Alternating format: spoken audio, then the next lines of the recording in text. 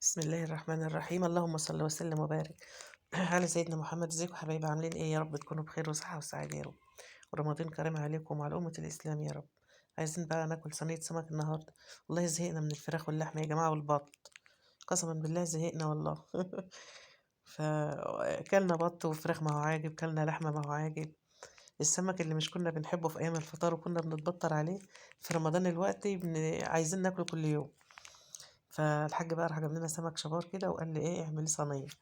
نعمله بقى صينيه كده بقى بالطماطم كده ومسبكه بقى كده حاجه كده عسل، وندخله الفرن ونغليه غلوتين كده على البوتاجاز. وبتولعي الفرن سواء الفرن الغاز اللي هو الكبير دوت او بتولعي فرن البوتاجاز، بس اهم حاجه تغليه على البوتاجاز عشان اول ما يخش الفرن يغلي معاك على طول وما ياخدش وقت يعني.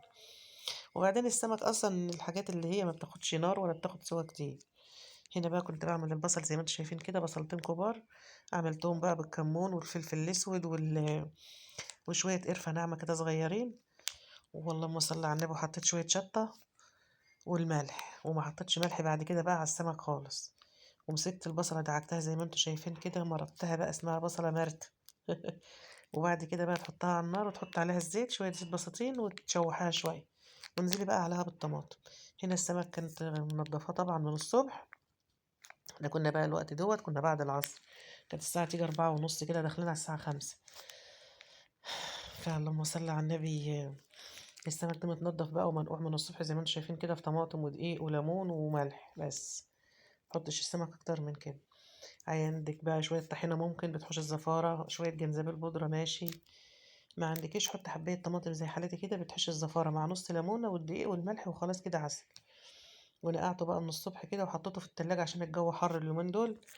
الجو اليومين دول يعني صراحة باين الصيف جاي مبدر كده، وهيبقى هيبقى صيف عسل ان شاء الله، ان شاء الله خير. بقول لكم هنا تنظيف السمك معايا حاجة كده عسل. هنا بقى كنت بحط البصلة كده على النار زي ما انتم شايفين، بندبلها بس شوية وننزل بالطماطم، وبعد كده بقى رص السمك بتاعك فيها في الصينية، وحط شوية مية، ما تكتريش مية يعني. واديله غلوة كده ولا اتنين ودخليه الفرن بقى 10 دقايق، مكملش والله نص ساعة، وبتطلعها على طول. طلعنا بقى الصينية كده ناشفة من الفرن، هتشوفوها بقى في آخر الفيديو. حطيناها على الطبلية بحالها. بس يعني ايه، لما خلصت تصوير رحت منزلها تاني وقعدت بقى ايه اغرف لكل واحد طبقه يعني. وعملنا بقى جنبه السمك دوت، ما تعملش جنبه الا رز ابيض، ما ينفعش جنبه اي رز تاني، لا رز صيادية ولا رز بشعرية ولا اي رز تاني، تعملي جنبه رز ابيض. هنا بقى السمك طبعا مشققاه عشان السمك ظهره تخين، فمشققاه كده من الظهر عشان يستوى وفي نفس الوقت يشرب من الصلصة.